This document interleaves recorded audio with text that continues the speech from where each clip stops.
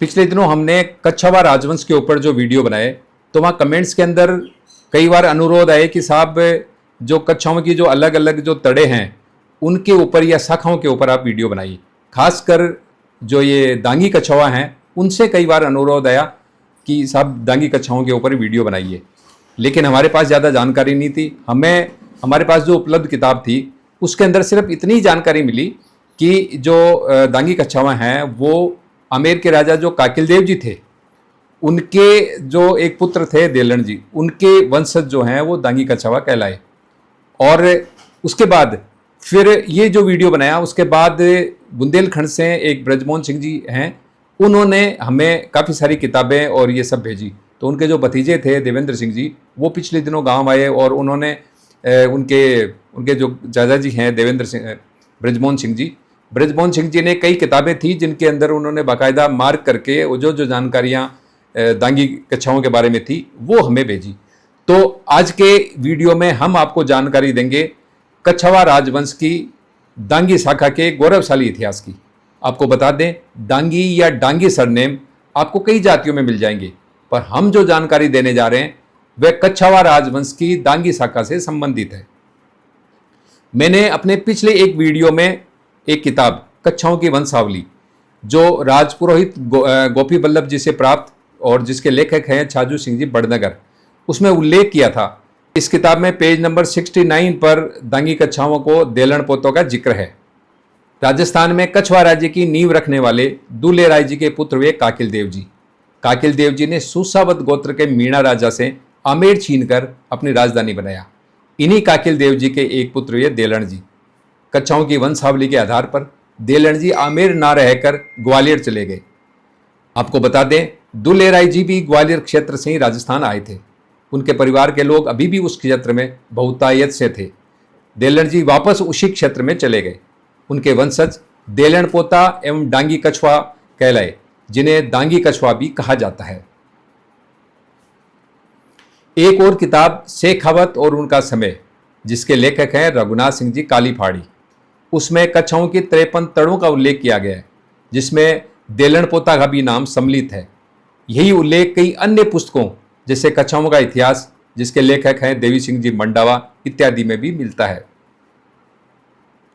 देवी सिंह जी मंडावा द्वारा लिखित कच्छाओं का इतिहास पुस्तक के एक चैप्टर कच्छाओं की खांपें, जिन्हें तड़ भी कहा जाता है, कि पेज नंबर 111 पर उल्लेख है कि राजा काकिल जी के छोटे पुत्र देलन जी थे, जिनके वंशज देलनोत अथवा देलनपोता कहलाए। डांगी कच्छावा भी इन्हीं की एक शाखा है। इसी किताब के पेज नंबर 173 पर एक चैप्टर जो कच्छाओं की शाखाओं से संबंधित है, उसमें 4 नंबर पर देलनपोता का नाम लिखा गया है। जैसा कि हम सभी जानते हैं, राजस्थान का इतिहास यहाँ के गीतों में मिलता है। शेखावत और उनका समय, जिसके लेखक है रघुनाथ सिंह जी काली फाड़ी, इस किताब में कच्छाओं की तड़ों को लेकर के एक गीत का उल्लेख किया गया है। ये जो गीत है, ये गीत लिखा गया 532 और 33 नंबर के पेज के ऊपर, जिसके अंदर भी दांगी कच्छाओं का उल्लेख है। वो जो गीत है वो इस तरह से है: कहूँ 53 तड़ कच्छावा, बुद्ध सारू बरनू बखाना, धरे शीस सब रजधारी, पाताल हरेरो हुकम प्रयाण, मेल निकुंभ कूरम धीरावत, रालनोत दांगी प्रदान, राणावत बीकावत राधर, जसर पोता वदे जहान। चूंकि दांगी कच्छाओं का जो इतिहास है वो श्रृंखलाबद्ध नहीं लिखा गया, पर बुंदेलखंड में आज भी दांगी कच्छाओं की आबादी काफ़ी है। उस क्षेत्र का इतिहास पढ़ने पर दांगी कच्छाओं के राज्य, जागीरें आदि का विवरण मिल जाता है। केशव प्रसाद गुरु द्वारा लिखित बुंदेलखंड के प्राचीन दुर्ग और गढ़ी में दुर्ग गढ़फेरा की जानकारी देते हुए लिखा गया है कि यह दुर्ग सागर जिला मुख्यालय से लगभग 9 किलोमीटर दूर राष्ट्रीय राजमार्ग 26 पर उत्तर दिशा में एक पहाड़ी पर बना है। यह दुर्ग लगभग 1027 ईस्वी में डांगी राजा निहाल सिंह जी ने बनवाया था, जो उत्तर प्रदेश के जालौन हमीरपुर क्षेत्र से आकर यहाँ बसे थे। वे अपने आप को राजपूत मानते थे और नरवर के कच्छावा राजाओं का वंशज मानते थे। यह जो जानकारी है ये बुंदेलखंड इतिहास के पृष्ठ 52 पर भी लिखी गई है। उस समय 350 गांव इनके अधीन थे। इस क्षेत्र पर दांगियों ने 1023 ईस्वी में ही कब्जा कर लिया था। बाद में गोंड राजा संग्राम सिंह जी ने यह दुर्ग और राज्य डांगियों से छीन लिया। गोंड सत्ता के पतन के बाद यह भूभाग मुगलों के अधिकार में रहा।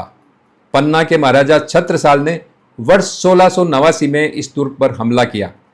तब भी यह उस समय दांगी राजा के अधीन था। डॉक्टर काशी प्रसाद त्रिपाठी ने अपने ग्रंथ दी फोर्ट ऑफ बुंदेलखंड में लिखा है कि औरंगजेब के शासनकाल में जयपुर के राजा सवाई जय सिंह जी के प्रयासों से यह दुर्ग 1727 ईस्वी में दांगी राजा पृथ्वीपाद को पुनः प्राप्त हो गया था। केशव प्रसाद गुरु ने अपनी पुस्तक में दांगी वंश के कुछ राजाओं के नाम भी लिखे हैं, जो इस प्रकार है, जैसे महाराजा जय सिंह, पानीपत, उदन शाह, दलपत शाह इत्यादि।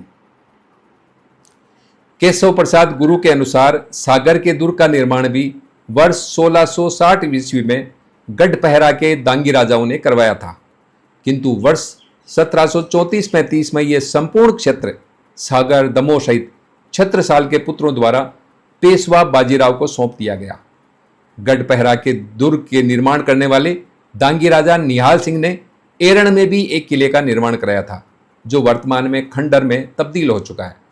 आपको बता दें, एरण अति प्राचीन नगर रहा है। वह दांगी राजा द्वारा निर्मित किले से पहले भी कई किले बने हुए हैं, जिनके प्राचीन किले थे वो आज खंडरों के अंदर मौजूद है। सागर जिला मुख्यालय से 31-32 किलोमीटर दूर स्थित है जयसिंह नगर। इस नगर को भी गढ़पहरा के दांगी राजा जय सिंह ने वर्ष 1670 ईस्वी में बसाया था। यहाँ एक दुर्ग का निर्माण कराकर उन्होंने अपने नाम से इसका नाम जय सिंह नगर रखा था, जो स्थानीय भाषा में अपभ्रंश होकर जयसिंह नगर हो गया। उस वक्त यहाँ का दुर्ग चारों ओर परकोटे से घिरा था और इसके अधीन 51 गांव थे।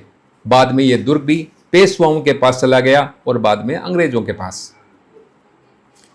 सागर जिले में ही एक तहसील मुख्यालय खुर्रई में भी एक दुर्ग है, जो 15वीं सदी में खटोला के गोड़ शासकों द्वारा बनवाया गया था, जिस पर बाद में गढ़पहरा के दांगी राजा खेमचंद ने हमला कर अपने अधीन कर लिया था। इस तरह इस दुर्ग पर भी दांगी राजाओं का शासन था, जो दांगी राजाओं के पतन के बाद मराठों के पास चला गया। सागर जिला मुख्यालय से 15 किलोमीटर दूर बेवस नदी के तट पर स्थित है सानोदा। यहां भी एक दुर्ग बना हुआ है, जिसे खगराज सिंह दांगी कछावा के पुत्र अचल सिंह ने सन 1752 ईस्वी में बनवाया था। यह एक छोटा दुर्ग है, जिसे गढ़ी भी कहा जा सकता है। मराठों के बाद यह दुर्ग अंग्रेजों के पास था, जिस पर 1857 विद्रोह के समय विद्रोही जवाहर सिंह चंद्रपुरा ने अपने साथियों के साथ 15 जुलाई 1857 को कब्जा कर लिया था और विद्रोहियों की शरण स्थली बना दिया। तब कप्तान हारे ने 8 फरवरी 1858 को इस पर तोपों से हमला कर विद्रोहियों को भगाया और किले को तोड़ दिया। अब किले की कुछ दीवारें शेष है। यदि बुंदेलखंड के इतिहास की अन्य किताबों में दांगी कच्छाओं का इतिहास तलाशा जाए तो इनके गौरवशाली इतिहास की बहुत सारी जानकारी मिलेगी। साथ ही आवश्यकता है इस जानकारी को बड़वाओं की पोथी में लिखी वंशावलियों से मिलान कर दांगी कच्छाओं का क्रमबद्ध इतिहास लेखन की। तो अगले वीडियो के अंदर हम फिर इसी तरह किसी नए इतिहास की जानकारी देंगे या किसी अलग जो क्षत्रिय राजवंश है उसके बारे में हम जानकारी देंगे। तब तक बने रहे हमारे साथ। धन्यवाद। जय हिंद, जय भारत, जय राजपूताना।